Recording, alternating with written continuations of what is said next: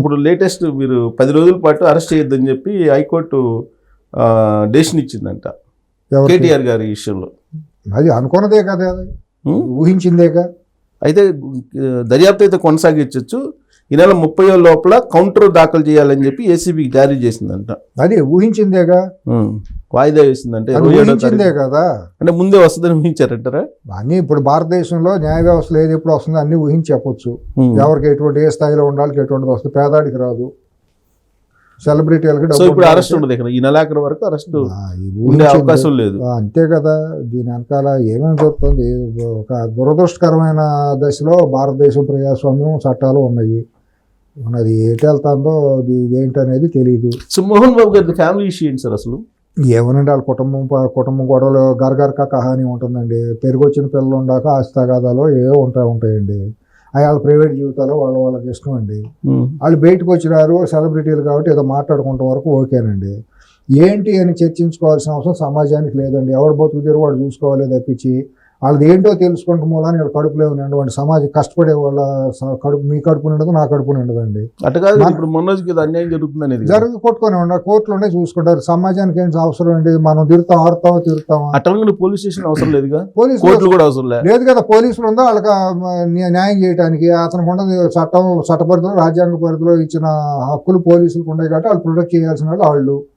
వాళ్ళకి వచ్చిన ఇష్యూస్ ఏమైనా ఉంటే రిడ్రెస్ చేయాల్సిన వాళ్ళు కోర్టులు అవి చూసుకుంటాయి. దానికి సమాజం దాని మీద క్యూరియాసిటీ పెట్టుకుని ఆ ట్యూన్ అయిపోయి టీవీ వాళ్ళకి రేటింగ్లు రావచ్చు, పత్రికలు వ్యూవర్షిప్లో రావచ్చు.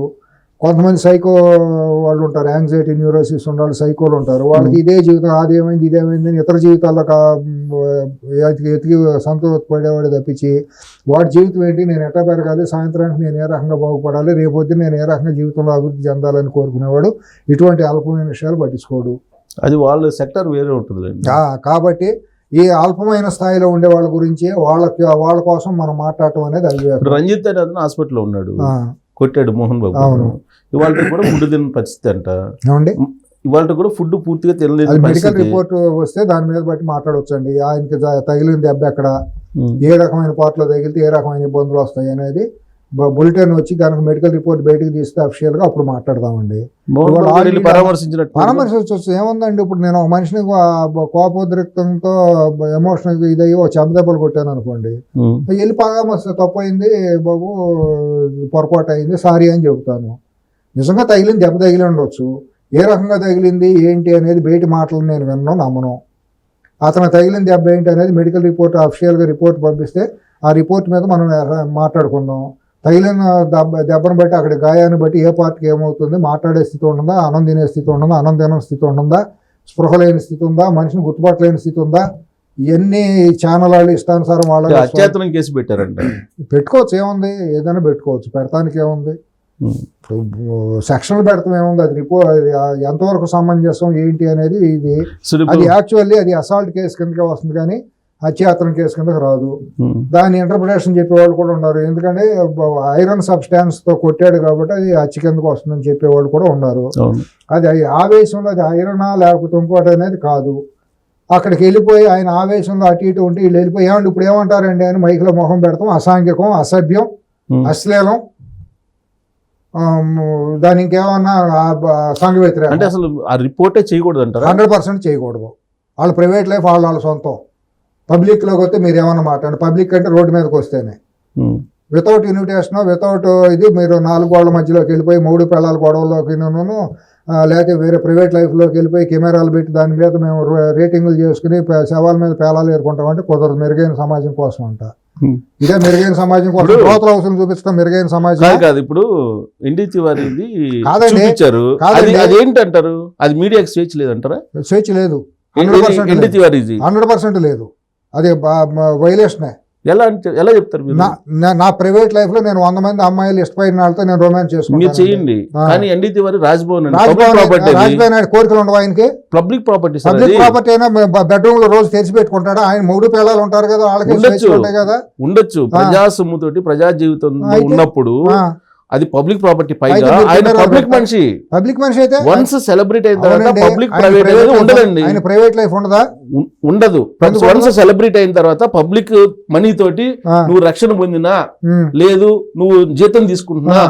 యు ఆర్ ది పబ్లిక్ అయితే ప్రాపర్టీ. మీరందరూ ఛానల్స్ వాళ్ళు అందరూ వెళ్ళిపోయి ఐఏఎస్ లో ఐపీఎస్ లో మంత్రులు చేస్తున్నారు కదా. వినండి చేస్తున్నారు. వినండి, వాళ్ళ బెడ్రూమ్ లో కూడా కెమెరాలు పెట్టుకుని బాబు మీరు జీతం తీసుకుంటున్నారు కాబట్టి మీరు ఏం చేసినా కూడా మేము లైవ్ చేసుకుంటామని చెప్పి పెట్టండి. జడ్జిలు, హైకోర్టు జడ్జిలు, సుప్రీం స్ట్రింగ్ కోర్టు ఆపరేషన్ జడ్జిలు. చేస్తున్నారు కదా. స్టింగ్ ఇన్ఫర్మేషన్ వద్దు.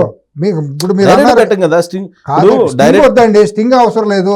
మీరు అన్నారు కదా ఇప్పుడు పబ్లిక్ డబ్బు తీసుకుంటున్నారు కాబట్టి అది స్వేచ్ఛ జీవితం, వాళ్ళకి ప్రైవేట్ లైఫ్ లో ఉండవన్నారు కదా. కాబట్టి ఆ థియరీ ప్రకారం మీ జర్నలిస్ట్ సంఘాలు, మీ జర్నలిస్ట్ నాయకులు వెళ్ళిపోయి ప్రెస్ కౌన్సిల్ వాళ్ళు, ప్రెస్ క్లబ్ వాళ్ళు వెళ్ళిపోయి ప్రతి బెడ్రూమ్ లోనో కెమెరా పెట్టండి. అట్లా పెట్టం కదా. ఎందుకు పెట్టరు? పెట్టండి. ఇప్పుడు ప్రైవేట్ జీవితం అలా కాదు, అలా ప్రైవేట్ అలా జీవితం పెట్టడం లేదు. మరి అలా ఇంకేంటి? పెట్టడం లేదు. అదే చెప్పి కొన్ని రూల్స్ అండ్ రెగ్యులేషన్స్ ఉన్నాయి. ఏముండయండి. రాజ్భవన్ లోకి మీరు వెళ్ళే హక్కు లేదు. ఎవరు చెప్పారు సార్? పబ్లిక్ ప్రాపర్టీ అది. పబ్లిక్ ప్రాపర్టీ అయితే పర్మిషన్ లేకుండా వెళ్ళిపోతారు అక్కడికి. గవర్నర్ కానీ ముఖ్యమంత్రి కానీ పిలిచినప్పుడే మీరు అక్కడికి వెళ్ళాలి. ప్రెస్ ఎప్పుడు సక్రమంగా ఉన్నప్పుడు. అక్రమం సక్రమంగా లేదన్నప్పుడు ప్రగతి భవన్ లో ఎన్నో అక్రమాలు జరిగినాయి. మరి రిపోర్టింగ్ చేశారా మీరు? చేస్తాం. ఎన్ని చేశారు? స్ట్రింగ్ ఆపరేషన్ ఒక్కోసారి స్టింగు బొంగు పక్కన పెట్టండి. డైరెక్ట్ చేయలేమండి. స్టింగు బొంగు పక్కన పెట్టండి. డైరెక్ట్ గా చేయలేము. ఎందుకు చేయలేదు? మరి రాజ్భవన్ లో చేసింది అదే కదా. స్ట్రింగ్ ఆపరేషన్ అది జరిగింది. మరి ఈ స్టింగ్ ఎక్కడ ఎందుకు చేయలేకపోయారు? మీరు అంత సాహసం ఎందుకు చేయలేకపోయారు? Maybe మీ అవసరార్థమా? ఏమి లేకపోయింది కాదు, మీ అవసరార్థం ఆడ ఏమి లేకపోయింది. కాదు. ఇక్కడికి వస్తే మెడల్ వచ్చి నడుము మీద తంతారు కాబట్టి, ఒంగోబెట్టి తంతారు కాబట్టి, లేకపోతే అక్కడ కవర్లు అందినాయి కాబట్టి, అక్కడి నుంచి మీరు బానిసలుగా మారారు కాబట్టి పాలకులకి మీ ఇష్టానుసారం మీకు చెల్లలేదు కాబట్టి మీరు అక్కడ చేయలేదు. మీకు ఒక విషయం తెలుసా? కాదండి, అక్కడ కుక్కకి ఏదో జరిగితేనే ఉద్యోగస్తులను తీసేశారు. మరి దాని మీద మీరు మాట్లాడారా? ప్రగతి భవన్ కేసీఆర్ కుక్కకి ఏదో ఇది అయిపోతే ప్రగతి భవన్ అయినా ఏదైనా మాట్లాడతారండి. ఇప్పుడు మనకు 4 ఎస్టేట్స్ ఉన్నాయి. ఈ 4 ఎస్టేట్స్ లో 3 ఎస్టేట్లకి వాళ్ళకి ప్రత్యేకమైనటువంటి రక్షణ ఉంది, అన్ని ఉన్నాయి. ఒక్క 4వ స్తంభాన్ని మీ స్వయంకృతం లేదు. 4వ స్తంభానికి లేదు. ఎస్టేట్ అనేది రాజ్యాంగపరమైన ఎస్టేట్ కాదు. అందుకే రక్షణ లేదు. రక్షణ లేదు కాదు. అది మీ అంతా మీరు చేసుకుని స్వయంకృత అపరాధం. మీ విలువలు మీరు తగ్గించుకున్నారు. 3 వ్యవస్థలు అట్ట అయితే కుప్పకూలిపోయినాయి. 4వ వ్యవస్థ ఉండాల్సిన స్థితిలో కూడా లేదు. అయినా పోరాడుతుంది అంటున్నా నేను. పరిధిలో పోరాడితే ఎట్టా లేదు. దేశం ఎట్టా ఉండదు, ప్రజాస్వామ్యం ఎట్టా ఉండదు, పార్లమెంట్ నుంచి వాళ్ళ అసెంబ్లీ వరకు చూసే పరిస్థితులు ఎట్టా ఉండవు. ఇది కూడా పూర్తిగా బుగిలిపోయింది. నా 3 స్తంభాలతో క్యాప్చర్ చేసుకుంటూ వస్తున్నారు. ఏమీ లేదు. క్యాప్చర్ చేసుకుంటూ వస్తున్నారు 4th ఎస్టేట్ ని. ఏమీ లేదండి. కానీ దీనికి ఉన్నటువంటి స్వేచ్ఛని ఇంకా దిగమింగుతున్నారు. సిఎస్ గారు మీలాంటి వాళ్ళు ఒకటారో గంజాయి వనంలో తులసి మొక్కల్లాగా మిగిలారు. టోటల్ గా 4th ఎస్టేట్ ని మింగేసేటువంటి ప్రయత్నం మిగతా ఆల్మోస్ట్ అయిపోయింది. దానికి ఉన్న స్వేచ్ఛని హరించేస్తున్నారు. ఇవాళ కొత్త కాదు, 20 సంవత్సరాలుగా భారతదేశంలో చూస్తున్నాం. ప్రధానంగా మీడియా స్వేచ్ఛ అనేది కోల్పోయింది. మీడియా అనేది పూర్తిగా కార్పొరేట్ గుప్పిట్లోకి వెళ్ళిపోయింది. స్వేచ్ఛ లేనప్పుడు ఉన్న దాంట్లోనే ప్లే చేస్తుంటండి. మీలాంటి జర్నలిస్టులు చదువుకుని చిన్నప్పటి నుంచి తపంతో జర్నలిజంలో మాస్ కమ్యూనికేషన్, జర్నలిజంలో డిగ్రీ చేసుకుని, లేకపోతే నార్ల తాతారావు గారిని, నార్ల వెంకటేశ్వరరావు గారిని, ఏబికే ప్రసాద్ గారిని, ఇటువంటి గొప్ప గొప్ప మహనీయులందరినీ రోల్ మోడల్ గోయంకా గారిని తీసుకుని మనం కూడా అంత చేయాలి. లేకపోతే గొప్ప గొప్ప ఇంకెవరో రిపోర్టింగ్ లో కూడా సెన్సేషనల్ ఐటమ్లు చేసిన ఆర్టికల్ రాస్తే మీకు ఎంతో తృప్తి ఉంటుంది. ఇది పరిశోధనాత్మక జర్నలిజం చేసి నేను ఎక్స్ప్లోర్ చేశానని చెప్పి చాలా ఫీల్ అవుతూ ఉంటారు, గర్వంగా ఫీల్ అవుతారు. ఒక మంచి వార్త తీసుకెళ్లి లైవ్ చేసినప్పుడు దానికి వచ్చిన స్పందన కనుకుంటే చాలా ఎవరో రిపోర్టర్ అని తెలిసి చెప్పుకుని బ్రహ్మాండమైన పని చేశారని అంటాం. ఇవాళ ఆ తృప్తి మీకు దూరం అయిపోయారండి. ప్రొఫెషనల్ జర్నలిస్టులు అందరూ కూడా. మీకు పెళ్ళాం పిల్లలు ఉంటారు, మీరు మగాళ్ళు కాబట్టి ఇంట్లో పెళ్ళాం పిల్లలు జీవితాలు ఉంటాయి కాబట్టి వాళ్ళని బతికించాలి కాబట్టి ఇవాళ ఉన్న పరిస్థితుల్లో మీరు తాలోకి చేయాల్సిన పరిస్థితి వచ్చిందండి. మీరు చెప్పే వాదన కాదు. 190 మంది జర్నలిస్టులు కూడా బతుకు తెరుగు పాపము చాలా దారుణమైన సాక్రిఫైసింగ్ చేసుకుంటున్నారు. జీవితాలని వాళ్ళ వ్యక్తిత్వాలను పరణంగా పెట్టుకుని బతుకు తెరువు కోసమే తలంచుతున్నారు తప్పించి ఆత్మవంచనతో చేసుకుంటున్నారు తప్పించి నాకు చాలా బాధ జర్నలిస్ట్ మిత్రులు అంటే కూడా. ఎందుకంటే చిన్న జీవితాలండి, అందరూ కూడా దొంగలు ఉండరు కదండి. వాళ్ళలో 10 మంది 15 మంది చేసిన తప్పుకి జర్నలిస్టులు అందరూ కాదు కదా. కొంతమంది కుమిలి పోతారు. రిపోర్టింగ్లో ఉండేవాళ్ళు, డెస్క్లో ఉండేవాళ్ళు ఎందుకు చేస్తున్నావా అని చెప్పి. వాళ్ళు డెస్క్లో ఉండేవాడికి భాష రాదండి, బూతులండి, పరమ సపరేట్ సబ్జెక్ట్ కాదు చెబుతున్నా. అసలు అది ఓకే, మీ జర్నలిస్టులకి వాళ్ళకి సంబంధం ఉండదు. మీరు కష్టపడి ఫీల్డ్లో తీసుకొచ్చేది అక్కడికి వెళ్ళినాక బూడిదలో పోసిన పన్నీరు అయిపోతుందండి. మీకు తృప్తి ఉండలేదండి. ఏదో యాదృచ్ఛికంగా యాంత్రికంగా మీరు చేసుకుంటూ వెళ్ళిపోతున్నారు. మీలాంటి జర్నలిస్టులు నిపుణులు అయిన వాళ్ళు ఏమీ చేయలేని పరిస్థితుల్లో ఉండారండి. ఇక్కడ వండి వార్చే వాళ్ళదే రాజ్యం అండి. అంటే చేయగలిగినంత చేస్తున్న వాళ్ళండి. అది అసలు ఏమి ఇప్పుడు ఇవాళ అంటే ఏదో అంటే నేను పరిధి తగ్గిపోయింది, స్వేచ్ఛ పరిధి తగ్గిపోయింది. Thanks to technology. ఇవాళ సోషల్ మీడియా కొన్ని యూట్యూబ్ ఛానల్స్ ఇవి వచ్చిన తర్వాత మీలాంటి వాళ్ళకి ఏంటంటే కనీసం ఒక స్వేచ్ఛ ఉంది, మాట్లాడుకోగలిగేది. అట్లీస్ట్ ఏదో ఒకటి కొంచెం ప్రజలు చూస్తారా లేదు తర్వాత సంగతి, కానీ అక్కడ చెప్పుకోలేని వెంటిలేషన్ ఇక్కడ ఒకటి ఉంది. అవును, మీలాంటి వాళ్ళు తపంతో చేరి ఇప్పుడు నేనేం కోరుకుంటానంటే మీలాంటి వాళ్ళు అందరూ ప్రొఫెషనల్ ఉండాలి, అందరూ ఒక ప్లాట్ఫామ్కి ఏర్పడి ఈ ఛానల్స్ మీద డిపెండ్ కాకుండా అనైతికంగానూ విలువ లేని ఛానల్స్ లేదా పత్రికలతో కాకుండా నా కోరిక ఏంటంటే విలువలు కలిగిన జర్నలిస్టులు అందరూ ఒక వేదికగా ఏర్పడి వాళ్ళ వాయిస్ని కనుక ఒక సపరేట్ ఛానల్ పేరుతో కనుక రిలే చేస్తూ ఉంటే దానికి అసలు సెలబ్రిటీ ఏంది, మనం ఎక్కడికి పోవచ్చు, మేధో మతనం లాంటి జరుగుతూ ఆరోగ్యకరమైన చర్చలు జరుగుతూ ఉంటే దానికి పెయిట్ ఉండదు కదా, ఒక ఒత్తిడి ఉండదు కదా, మీ స్వేచ్ఛను మీరు చేసుకుంటారు. మీ వ్యూవర్షిప్ని మీరు ఇప్పుడు బాగానే వస్తుంది డబ్బు యూట్యూబ్లో కానీ వ్యూవర్షిప్ చేసుకుంటే పర్వాలేదు. అనైతికంగా అక్కడ చేసుకునే పోతే ఇక్కడ చేసుకుంటే మీకు ఒక ఇది సాటిస్ఫాక్షన్ వస్తుంది, కొంత రెవెన్యూ కూడా వస్తుంది. తప్ప క్రియేటివ్గా మీడియాకు పరిధి అనేది ఇప్పటి వరకు ఎవరు పిఐబి కూడా చెప్పలేని పరిస్థితులు, స్వీయ నియంత్రణ అంటున్నారు తప్పితే దానికి సరైన నిర్వచనం చెప్పట్లేదు. ఒక మీకు జర్నలిజంలో నేర్పుతారండి స్వీయ నియంత్రణ ఎంతవరకు ఉండాలి ఏంటంటే, అది ఎవరి దానికి సంబంధించి మాస్ కమ్యూనికేషన్ లో రిపోర్టింగ్ ఎట్లా చేయాలి, ఆ వార్తను ఎట్లా రాబట్టుకోవాలి, ఆరోగ్యకరంగా ఎట్లా మాట్లాడాలి అనేది ఉంటుందండి. కొన్ని రిపోర్టింగ్లో శాశ్వతంగా చిరస్థాయిగా ఉంటాయి. ఆర్టికల్స్ రాసిన ఎడిటోరియల్ కానివ్వండి, లేదా కొన్ని వార్తలు కూడా మనకి ఎప్పటికీ కూడా చిరస్థాయిగా ఉంటాయి. ప్రింట్ మీడియా తర్వాత ఎలక్ట్రానిక్ మీడియా తర్వాత ఇప్పుడు డిజిటల్ వచ్చిన తర్వాత మీకు పరిధులన్నీ పోయినాయి, రూపాంతరం మారింది. దానికి ఏంటి అనేది కూడా ఎవరికి అర్థం కావట్లేదు. దాని మీద మాట్లాడుతున్నారు, దాని కన్క్లూజన్ అయితే రావట్లేదు లేదు అసలు. ఇక ఫైనల్ గా తిరుపతి దేవస్థానంలో శ్రీనివాస్ గౌడ్ గారు వెళ్ళిన తర్వాత మాట్లాడారు. దాని మీద సీరియస్గా తిరుపతి దేవస్థానం చైర్మన్ గారు రియాక్ట్ అయ్యి లీగల్ డిపార్ట్మెంట్కి పంపించారు, ఆయన మీద ఇమీడియట్ కేసు పెట్టమని. సో ఆ రెస్పాన్స్ని ఎలా చూస్తారు?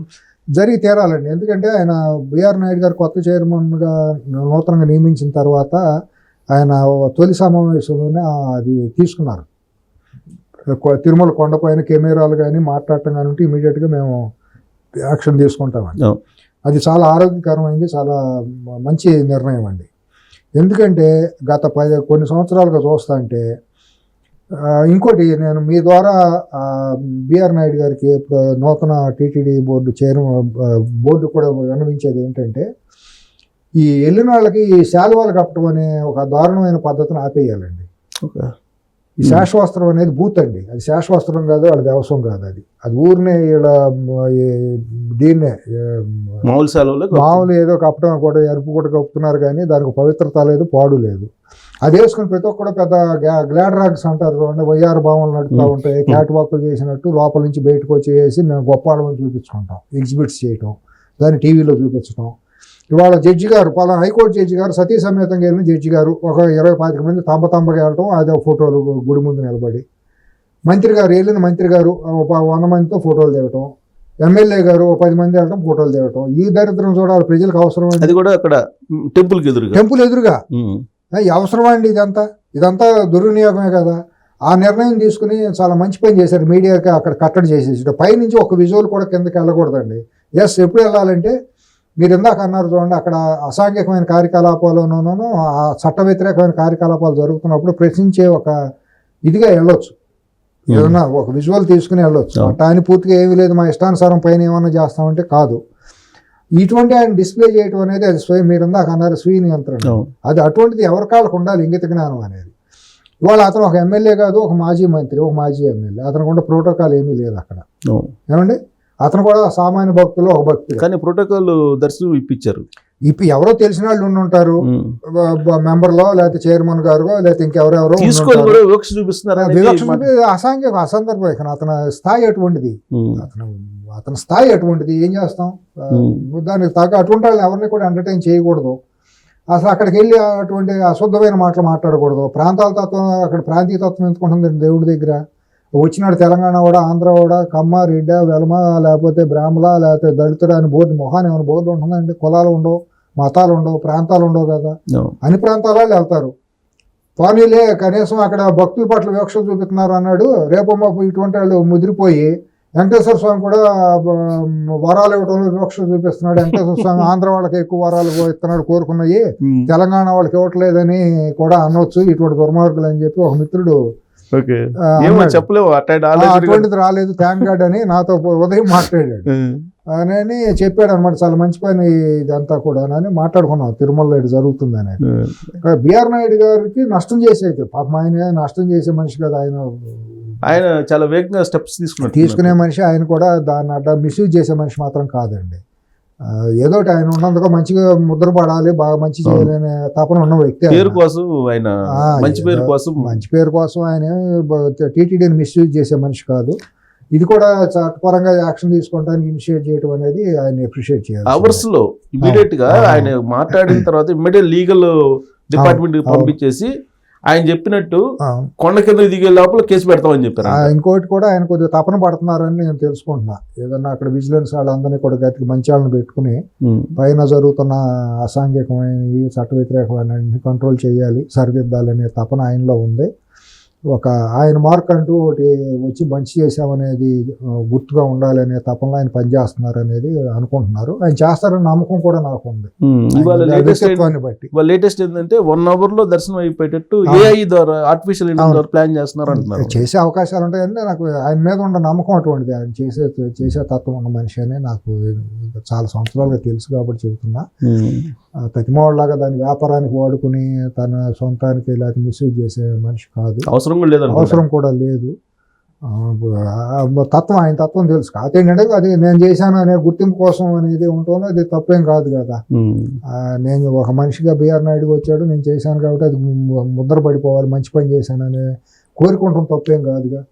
ఇంకో డిమాండ్ ఏంటంటే ఇప్పుడు శ్రీనివాస్ గౌడ్ గారిని చూసిన తర్వాత ఇలాంటి వాళ్ళని తిరుపతి దేవస్థానం కనీసం 5-6 నెలలు బహిష్కరించాలి రాకుండా అనేది అది కష్టం లేండి. అది ఎవరు చేయలేరు, భారతదేశంలో చేయటం ఎవరు తరం కాదు. దేవుడి దగ్గరికి ఎవరైనా వెళ్ళొచ్చు. ఆ బహిష్కరణ అనేది ఏ మాత్రం ఒప్పుకోదు. అంటే దర్శనం కూడా ఎవరు చేయగలరు? అంటే ఆ మాట ధిక్కరించినందుకు, బోర్డు తీర్మానాన్ని ధిక్కరించినందుకు మన అంతరాత్మ మనకు సాక్షి అండి. మనం ఏం మాట్లాడుతున్నాం, మాట్లాడేది నోటితో మాట్లాడుతున్నామా దేంతో మాట్లాడుతున్నాం అనేది మనకు ఉండాలండి. ఆ ఇంగిత జ్ఞానం ఉండే. ఇప్పుడు అజ్ఞానినో మూడుడో పిచ్చోడు మాట్లాడితే అయ్యో పాపం అంటాం. చదువుకున్న మంత్రిగా చేసి ఎన్జిఓ గడిచిన ఆఫీసర్ నాయకుడిగా చేసిన మనిషి అట్లా మాట్లాడటం అంటే ఏమనుకుంటాం? ఇప్పుడు ఏదో సీరియస్ యాక్షన్ తీసుకోకపోతే ఆ మధ్య దువ్వాడ శ్రీనివాస్ అక్కడికి వెళ్ళిపోయి వీడియోలు చేసి రీల్స్ చేసి అక్కడ నాటకాలు. మొన్న కూడా కొంతమంది ఆ పిల్లలు వెళ్ళిపోయి అక్కడ కూర్చుని తీసుకొచ్చి దాని వీడియోలో ఫోన్లో తీసుకెళ్ళటం, రీల్స్ గా పెట్టడం. అవును, ఈ దిగజారుతాం అండి. అది ఏమిటో అర్థం కావట్లేదు. అది నేను ఇంకోటి కూడా చెబుతాను శేష్ గారు, సినిమా వాళ్ళు దీనికి ప్రధానంగా పాత్ర. ఆ అపవిత్రతనే కార్యక్రమాలు మొదలెట్టి సినిమా వాళ్ళే. ఎందుకంటే అక్కడికి వెళ్ళిపోయి సినిమా వాళ్ళని చూసండి సమాజం యాక్టివ్ అవుతా ఉంటుందండి. ఎందుకంటే ఇన్స్పైర్ అవుతారండి, మంచి అయినా చెడైనా. వాళ్ళు అక్కడికి వెళ్ళిపోయి సినిమా సంగీతం ముహూర్తాలు పెట్టడం, సినిమా స్క్రిప్ట్ మేము తిరుపతి వెళ్ళిపోయి అక్కడ కూర్చొని రాసామని చెప్పుకుంటాం. ఆయన స్వామి సన్నిధిలో మేము కూర్చొని డైలాగులు రాసామని చెప్పుకుంటాం. ఈ రకరకాలైన ప్రచారం చేసేటప్పటికి అక్కడికి వెళ్తే మనకు కూడా అయిపోతుందని సామాన్య మూఢత్వం ఉన్న జనాలు ఆ రకంగా మొదలెడతారండి. తర్వాత ఆ పైకి వెళ్ళిపోయి వాళ్ళ వీడియోలు అవన్నీ బయట పెట్టుకోవడం వినేటప్పటికి వాళ్ళు అది పెట్టారు, మనం ఇంకొక అడుగు ముందు చేద్దామని ఈ మొదలెడతారండి. మొన్న నేను ఒక చూశానండి సూర్య గారు, టి సుబ్రహ్మణ్య రెడ్డి దర్శనం చేసుకుని బయటకు వస్తున్నారు. ఆయన కాలం మీద ఎవరో పడుతున్నారు. అభిమానం ఉంటే ఉండొచ్చు. తిరుపతి దేవస్థానం ముందు జరుగుతుంది అది. అసలు ఏ రకంగా కాళ్ళ మీద దండం బట్టి అంత గొప్ప మనిషి నాకు తెలియదు. సరే, ఆయన గొప్ప తర్వాత అభిమానించే వాళ్ళని బట్టి ఉంటుంది అనుకోండి.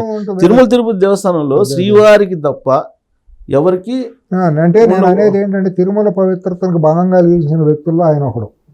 పైన తిరుమల పైన కొండపైన అపవిత్రమైన కార్యకలాపాలకు శ్రీకారం చుట్టిన వాళ్ళు ఆయన కూడా ఒకడు.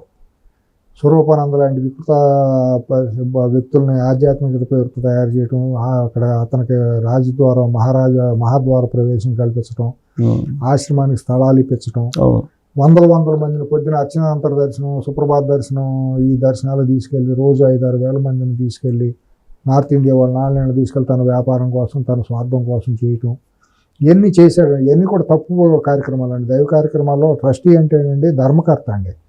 ధర్మాన్ని ధర్మంగా మనం కాపాడాలండి. అది ఉండి సామాన్యులు అందరూ ఒకే దృష్టితో ఉండాలి తప్పించి అక్కడ స్వార్థం అనేది అంటే ఉండకూడదు. దీనందరి పరిష్కారం పోనీ మీరు అన్నట్టు బహిష్కరించడం అనేది సాధ్యం కాదన్నారు. అసలు ఆ కెమెరాలు షూటే బ్యాన్ చేసేసి అది చేసేసి ఆ వాయిస్ ని బయటికి రానివ్వకుండా కిందకు పోయి మీరు ఏమన్నా మాట్లాడుకోండి, ధర్నాలు చేసుకొని ఏమన్నా మాట్లాడుకోండి, బస్ స్టాండ్ లోనో అక్కడ మాట్లాడుకోండి అని చెప్పడమే కానీ మీడియాని కెమెరాలని అక్కడికి నియంత్రణ చేయాలండి. రోజా గారు వస్తారు నెలకు వస్తారు, ఆవిడ చూపిస్తారు, ఆవిడ మాట్లాడతారు, చూపిస్తగానే అది యూట్యూబ్ లో పెడితే అది ఓకే జనాలు పూలమని చూసి దాని మీద ఇదేం లేదు, శవాల మీద పేలాలు వెళ్ళుకున్నట్టే. దానికి ఫుల్ స్టాప్ మీడియాని ఎవరిని పైకి మీడియా అనేది ఉండకూడదండి. ఇటువంటి వీడియో పెట్టగానే ఇమీడియట్ గా ఐడెంటిఫై చేసి వాళ్ళ మీద కేసు పెట్టి లోపల అసలు అవసరం కూడా లేదనుకుంటా. తిరుమలలో మీడియా అవసరం లేదు. ఎందుకు అవసరం ఏముందండి? ముఖ్యమంత్రి వెళ్ళారు దర్శనం చేసుకుంటాడు వచ్చేస్తారు, గవర్నర్ వెళ్ళారు దర్శనం చేసుకుని వచ్చేస్తారు. అవన్నీ మీడియాకి అవసరం ఏముంది?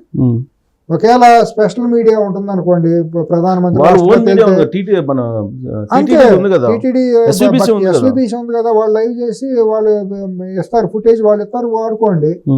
వీళ్ళు వెళ్ళిపోయి వీళ్ళ హైప్, వీళ్ళ ఓవర్ యాక్షన్ ఎక్కువ, మీడియా ఓవర్ యాక్షన్ ఎక్కువ. మీకు ఇంకో విషయం తెలుసా, మరి చాలా మీడియా హౌస్లకి కొండ మీద ఆఫీసులు ఉన్నాయి, గెస్ట్ హౌస్లు ఉన్నాయి, దుకాణాలు ఉన్నాయి, రిపోర్టర్లకి వ్యాపారాలు ఉన్నాయి.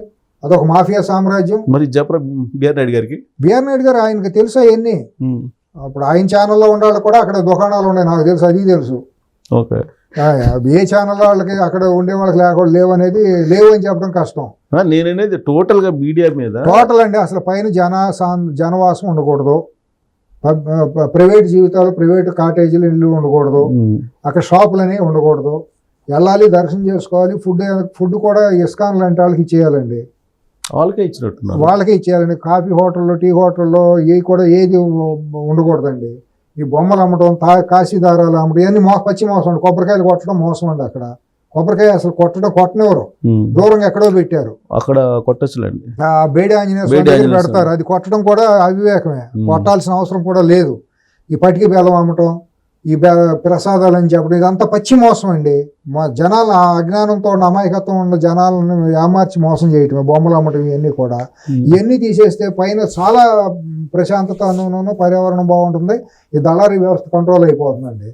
కింద ఏమన్నా చేసుకోండి, కింద చేసే వ్యాపారాలకు మనకు కట్టడం లేదు, ఏమన్నా చేసుకునే ఉండే. పైన అయినా సరే ప్రైవేట్లో ఒక కాటేజీలు ఉండకూడదండి. అర్చకులు ఎవరైతే ఉంటారో అర్చన చేసేవాళ్ళు, పురోహితులు, పైన ఉండే పోర్ట్లో ఉండే ప్రసాదాలు చేసేవాళ్ళు, ఏమన్నా నిత్య నైమిత్య కార్యక్రమాలు, కళ్యాణాలు చేసేవాళ్ళు, వాళ్ళు ఉండొచ్చు. ఒక్కొక్కటి చేస్తున్నట్టున్నారు, చేయలేరు. అది మహా పెద్ద దారుణమైన మాఫియా ముఠానండి బాబు. పైన ఉండే ఉద్యోగస్తులు వాళ్ళందరూ టచ్ చేయడం కూడా కష్టమే, కొంచెం మొండి మనిషి కాబట్టి ఒకటి చేస్తారు అనుకుంటా. ఇంకోటి ఏంటంటే అక్కడ ఒక 3 నియోజకవర్గాల మీద వాళ్ళ ప్రభావం ఉంటుందండి. తిరుపతి, శ్రీకాళహస్తి, చంద్రగిరి నియోజకవర్గాల 3 మీద కూడా ఉద్యోగస్తుల వేలాది కుటుంబాలు కదా. వీళ్ళు కనుక ఏదైనా ఒక పార్టీ, అధికార పార్టీ వాళ్ళు కనుక స్టెప్స్ తీసుకుంటే వాళ్ళు అక్కడ మొత్తం ఓటు బ్యాంక్ అంతా పోతుందేమోనని భయం వీళ్ళకి ఏర్పడుతూ ఉంటుంది. పెద్ద మాఫియా ముఠాలు అన్నమాట అండి. అందరూ అన్నిటితో ఉద్యోగస్తులు ఉన్నారు, పురోహిత బ్రాహ్మణుల్లో కూడా కొంతమంది మేము దర్శనాలు ఇప్పిస్తామని చెప్పి కిందకు వచ్చి హోటల్లో పోయి 50 ఏళ్ళు 25 ఏళ్ళు అని చెప్పి బేరాలు చేసుకుని వెళ్తున్న వాళ్ళు తయారయ్యారు. మీడియా సంస్థలో మేము చేస్తామని ఉన్నారు, కానీ కట్టడి అయింది, మొన్నటిదాకా జరిగింది. సో ఇప్పుడు శ్రీనివాస్ గౌడ్ మీద తీసుకున్నటువంటి శ్రీనివాస్ గౌడ్ మాట్లాడే అవకాశం ఉండదా? ఎవరు అది రావాలి, మాట్లాడకుండా ఉండే భయం అనేది కలగజేయాలి. ర్యాపిడ్ గా చైర్మన్ నిర్ణయం తీసుకున్నట్టేనా? చైర్మన్, బోర్డు కూడా, బోర్డు అనేది తీసుకుని తీరాలి. అట్లా విజిలెన్స్ వాళ్ళని కూడా గట్టిగా బలమైన వాళ్ళు, మంచిగా నిబద్ధత కలిగిన వాళ్ళు పెట్టుకుని, ఎప్పుడు విజిలెన్స్ అనేది చాలా కీలకమైన బాధ్యత అండి. కొండపైన ఈ దొంగ టికెట్లు అమ్మటం, ఈ అసాంఘిక కార్యకలాపాలు చేసే వాళ్ళని పట్టుకుంటాం, ఇవన్నీ కూడా బాగా విస్తృతంగా చేయాలండి ఆయన నాయుడు గారు.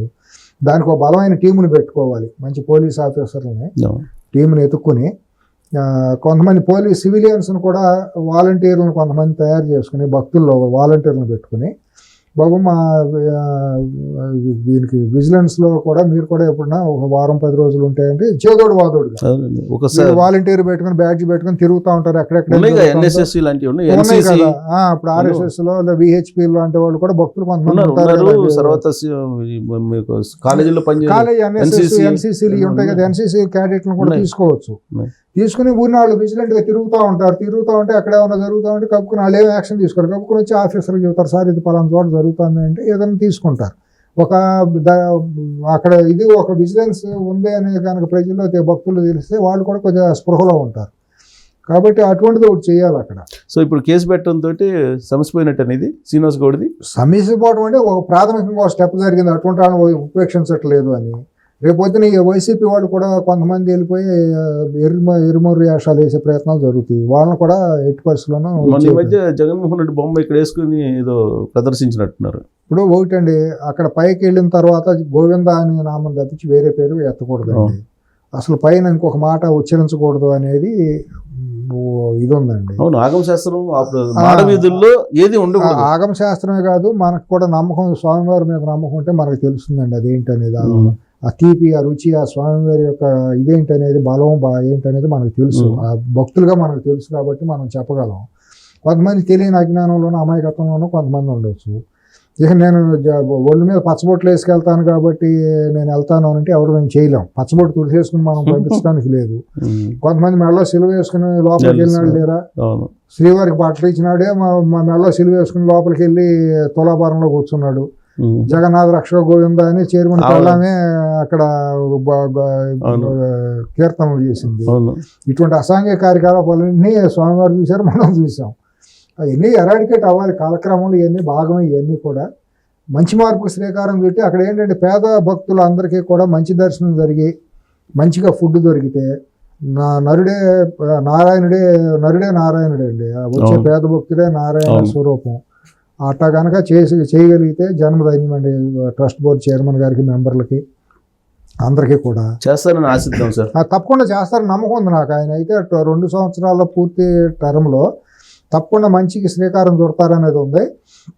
ఇంకోటి ఏంటంటే ఆయన ఈ జడ్జిలు అనే భయం కూడా తీసి పారేయాలి. హైకోర్టు జడ్జిలు అది ఇది అని కూడా లేకుండా ప్రోటోకాల్ ఎంత వస్తే అంతేగాని వాళ్ళకి ప్రత్యేకమైన రిపోర్టింగ్లు జర్నలిస్టులు తీసుకొచ్చి ఆ ఫోటోలు తీసుకోవడం అనేది ఇవ్వనివ్వకూడదు. జడ్జిలు కానీ ఉండవు, మినిస్టర్లు కానీ ఉండవు, ఎవరైనా సరే. ఆయన వెంకటేశ్వర స్వామి ముందు ఎవరైనా ఒకటే కాబట్టి అసలు కెమెరాలో ఫోటో ప్రదర్శన అనేది కనుసూపు మేర ఉండటానికి వీల్లేదు అని చెప్పి భక్తులకు కూడా ఎప్పటికప్పుడు వినపం చేయాలండి. మీరు వచ్చిన వాళ్ళు ఎదురుగా ఫోటోలు తీయటం అనేది ఎవరినైనా సరే ఉపేక్షించకూడదండి. నిలబడి ఫోటోలు తీయటం అనేది ఆ పరిసరాల్లో నిషేధించాలి. ఫోనులతోనే తీసేయాలి. ఇంకోటి ఏంటంటే ఫోనులు కూడా లోపలికి అలౌ చేయరండి, చేయట్లా. కానీ బయటకు వచ్చేటప్పటికి మీడియా వాళ్ళును కొంతమంది ఫోన్లు ఉన్నాళ్ళు చేస్తున్నారు. దర్శనంకి వెళ్ళిన వాళ్ళు చేయలేరు, ఎందుకంటే దర్శనంకి వెళ్ళిన ఫోన్ అవైలబిలిటీ లేదు. వీళ్ళంతవరకు పై కూడా ఈ స్మార్ట్ ఫోన్లు వీటన్నిటిని కూడా కొద్దిగా ఆపేస్తే బెస్ట్. దాన్ని కష్టపడి చేయడం కష్టం, కానీ ఏదో చర్యలు తీసుకోవాలి. పవిత్రతకినూ అక్కడ శుభ్రతకి ఎక్కువగా అవకాశం. స్టెప్ వేశారు కాబట్టి మంచి స్టెప్పే పడింది, పర్వాలేదు. ఆయన వరకు పర్వాలేదు. సభ్యులు కూడా 70-80% నుంచి 90% వరకు కూడా సరే, వాళ్ళు వేరే బ్యాక్గ్రౌండ్ ఏమైనా కూడా దుర్వినియోగం చేయనాళ్ళనే నేను నమ్ముతున్నా. మార్పుకి అయితే అడుగుబడి క్యారెక్టర్ ఉండాలి, పూర్తి స్థాయి మార్పు రావాలని కోరుకుందాం. అంటే కొద్దిగా క్యారెక్టర్ ఉండాలి అని నేను అనుకుంటాను. అంటే 100% నేను సర్టిఫికేట్ ఇవ్వడానికి నాకు అర్హత లేదు, కానీ ఎందుకంటే నేనే గురువిందం అయినప్పుడు సర్టిఫికేట్ ఇచ్చారు. ఎవరో ప్రతి ఒక్కడం గురువిందలమే, ఏదో తప్పులు ఉంటానే ఉంటాయి మనకి. ఒక మనిషికి గొప్పవాడు అని చెప్పి మనిషి ఎట్ అవుతాడు. మనం నిరంతర విద్యార్థులు సమాజంలో జీవితంలో ఏదో మాట్లాడుకుంటూ ఉంటాం. మంచి జరిగితే మంచి, చెడు అంటే చెడు, మంచి జరుగుతుందని కోరుకోవాలి.